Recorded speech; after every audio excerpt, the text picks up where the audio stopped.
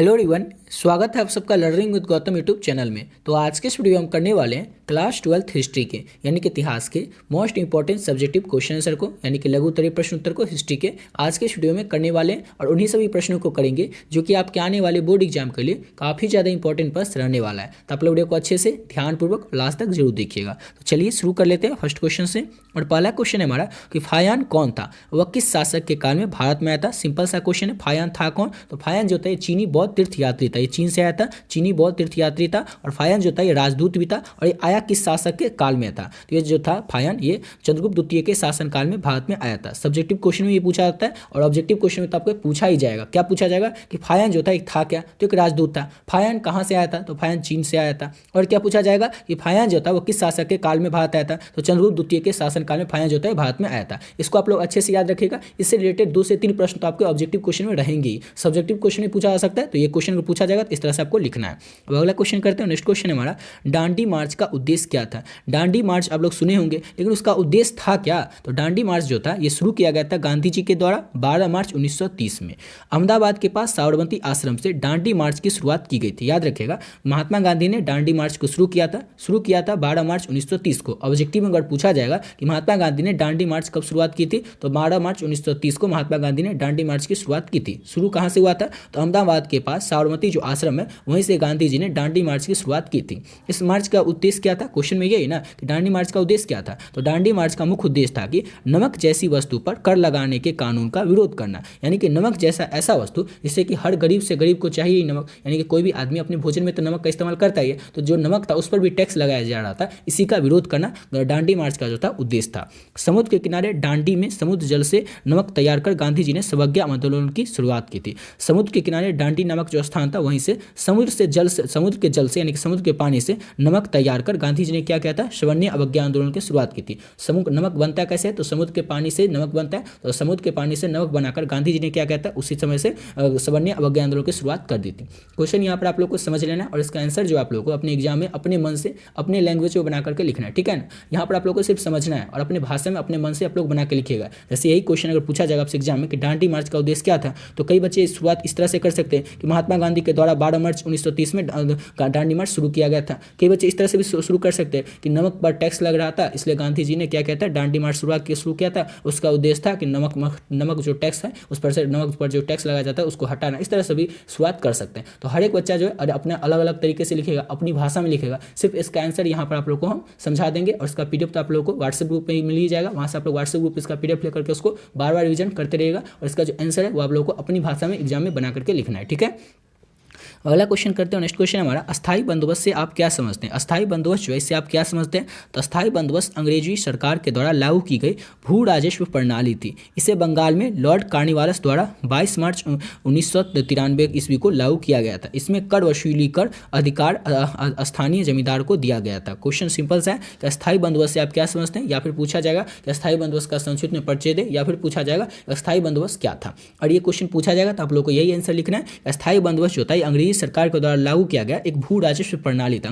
अस्थाई बंदोबस्त था क्या, अस्थाई बंदोबस्त जो होता है एक भू राजस्व प्रणाली था। इसे कब शुरू किया गया था, ऑब्जेक्टिव क्वेश्चन पूछा जा सकता है। तो अस्थाई बंदोबस्त जो होता है इसको लॉर्ड कॉर्नवालिस के द्वारा शुरू किया गया था। और कब शुरू किया गया था, तो 22 मार्च 1973 को अस्थाई बंदोबस्त को शुरू किया गया था। इसमें होता क्या था, अस्थाई बंदोबस्त में था क्या, तो अस्थाई बंदोबस्त में कर वसूली का जो अधिकार था, यानी कि टैक्स कलेक्ट करने का, टैक्स कलेक्ट सबसे करने का जो अधिकार था वो स्थानीय जो जमींदार होते थे, उस समय जो जमींदार हुआ करता था उसको ये टैक्स अधिकार दे दिया गया था कि अपने आसपास का जितना भी टैक्स होगा, कर होगा, वो सभी से वसूल करके जमा करेगा। ठीक है, ये जो अधिकार था ये दे दिया गया था जमींदार को। समझ गए, सिंपल सा क्वेश्चन है, यही आपको आंसर एग्जाम में लिखना है। अगला क्वेश्चन है, विरूपाक्ष मंदिर की 2 विशेषताएं बताएं। विरूपाक्ष मंदिर जो है इसकी 2 विशेषताएं बताएं। तो विरूपाक्ष मंदिर है कहाँ पे स्थित, तो विरूपाक्ष मंदिर जो है हम्पी में स्थित है। तो यह मंदिर हम्पी में स्थित है। यह मंदिर शिव के दूसरे रूप विरूपाक्ष और उनकी पत्नी देवी पंपा का है। ये जो मंदिर है, मंदिर तो समझ गए कि हम्पी में स्थित है, लेकिन ये मंदिर कृष्ण भगवान का है। तो ये जो मंदिर है विरूपाक्ष मंदिर, यह मंदिर शिव के दूसरे रूप विरूपाक्ष और उनकी पत्नी जो देवी पंपा है उनका यह मंदिर है।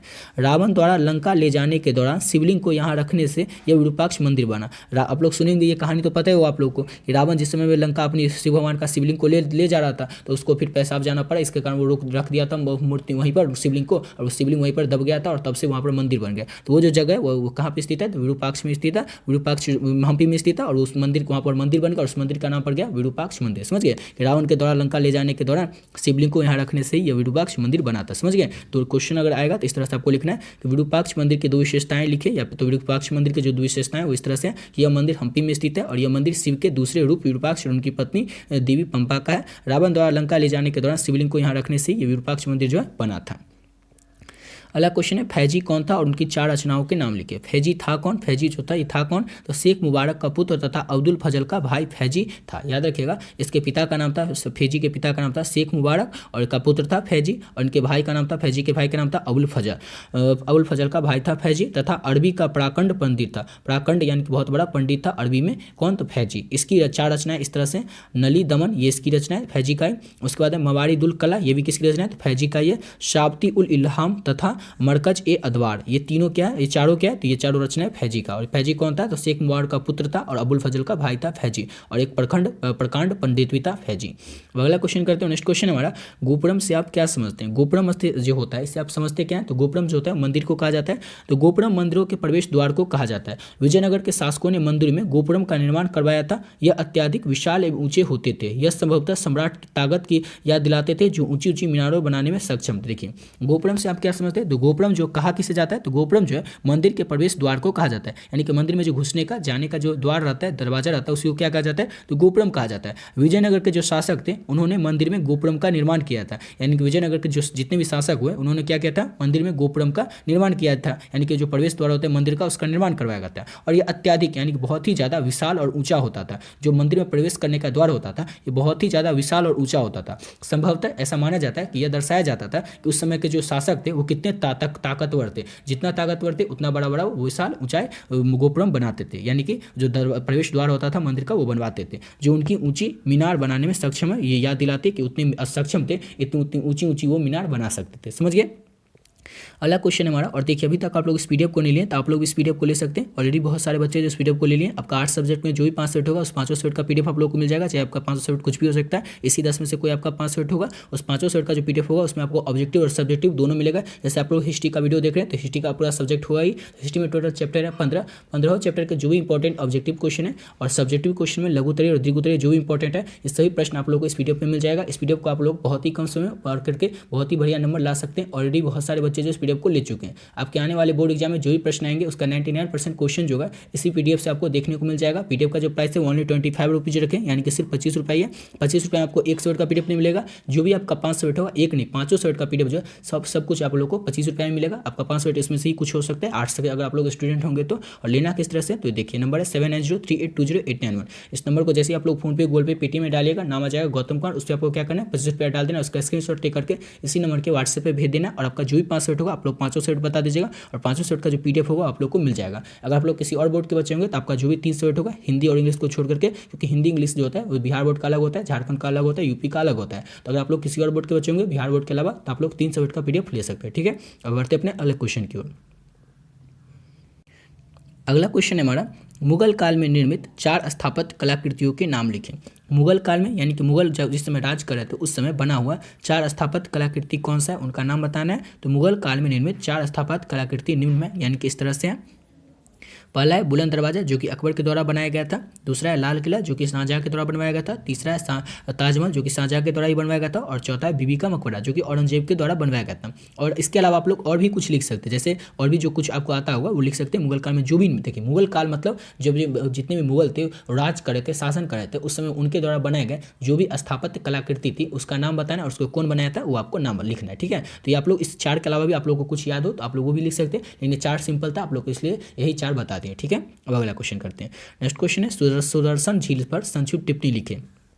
यानी कि सुदर्शन झील से आप क्या समझते हैं, सुदर्शन झील के बारे में आप क्या जानते हैं उसके बारे में आपको बताना है। तो सुदर्शन झील जो था ये प्राचीन भारतीय इतिहास की इंजीनियरिंग का एक महान उपलब्धि था। इस झील में सिंचाई के लिए पानी इकट्ठा किया जाता था। यह झील गुजरात में गिरनार के स्थान पर बनाई गई थी। यह झील को चंद्रगुप्त मौर्य के शासनकाल में बनाया गया था। सब कुछ आपको बता दें कि सुदर्शन झील में क्या होता था। तो सुदर्शन झील में सिंचाई के लिए यानी कि खेती के लिए जो सिंचाई के लिए पानी चाहिए वही इकट्ठा किया जाता था सुदर्शन झील में। और यह झील जो है कहाँ पर स्थित है, तो यह झील जो है गुजरात के गिरनार में स्थान में स्थित है। और इस झील को बनाया किसने था, ऑब्जेक्टिव क्वेश्चन पूछा जा सकता है। सुदर्शन झील के निर्माता कौन थे या फिर कौन बनाया था, तो चंद्रगुप्त मौर्य के शासनकाल में सुदर्शन झील को बनाया गया था। समझ गए। इतना अगर आप लोग अच्छे से लिख देते हैं तो आपके एग्जाम में जो भी 2 नंबर में अगर क्वेश्चन पूछा जाएगा तो 2 नंबर आपके पक्के हो जाएंगे। अगला क्वेश्चन है हमारा, विजयनगर साम्राज्य के किन्हीं 4 राजवंशों के ने शासन किया, उनका नाम बताएं। विजयनगर साम्राज्य पर जो 4 राजवंश ने शासन किया था उन 4 राजवंशों के नाम बताने। विजयनगर साम्राज्य पर शासन करने वाले 4 राजवंशों के नाम इस तरह से, पहला था संगवा वंश, दूसरा था सुलुभ वंश, तीसरा था तुलुभ वंश और चौथा था अराविदु वंश। यही जो 4 वंश था इन्होंने क्या किया था, विजयनगर साम्राज्य पर अपना शासन किया था। अगला क्वेश्चन है, 16 महाजनपदों में से किन्हीं 4 का नाम लिखे। महाजनपद कितने थे, तो 16 थे। अब 16 आपसे पूछा जा सकता है, कभी कभी 5 नंबर में पूछा जाता है तो वो आप लोगों को पीडीएफ में दे दिए तो आप लोग पूरा याद कर लीजिएगा। लेकिन अगर 2 नंबर में पूछा जाएगा तो ये सिर्फ आप लोगों को 4 ही लिखना रहेगा। 16 में से सिर्फ 4 ही महाजनपद लिखना रहेगा। लेकिन अगर 5 नंबर में पूछा जाएगा तो 16 का नाम ही पूछा जाएगा तो आप लोग 16 को याद रखिएगा। और 16 का जो आंसर है वो आप लोग को पीडीएफ में दे दिए हैं। जो आप पीडीएफ लीजिएगा उसमें आपको मिल जाएगा 16 का नाम। तो 16 महाजनपद में से किन्हीं 4 का नाम इस तरह से आपको बताना है, काशी, कौशल, अंग, मगध और वज्र। ये 4 क्या है, तो ये 16 महाजनपदों से 4 महाजनपद के नाम है। इस चारों को आप लोग अच्छे से याद रखिएगा क्योंकि 2 नंबर में अगर पूछा जाएगा तो 4 ही आपको लिखना रहेगा। इसी के साथ वीडियो पे कंप्लीट करते हैं। आशा करता हूँ आप लोग को वीडियो अच्छा लगा होगा और इसको मिलते हैं नेक्स्ट वीडियो में। नेक्स्ट वीडियो में क्या करेंगे, तो हिस्ट्री के जो भी दीर्घ उत्तरीय प्रश्न होंगे यानी कि 5 नंबर वाले प्रश्न होंगे उन प्रश्नों को करेंगे। और आप लोग को पीडीएफ के ऊपर ही बता दें, आप लोग चाहें तो इस नंबर पर मैसेज करके इसको ले सकते हैं। आशा करता हूँ आप लोग को वीडियो अच्छा लगा होगा। तो मिलते हैं नेक्स्ट वीडियो में नए वीडियो के साथ।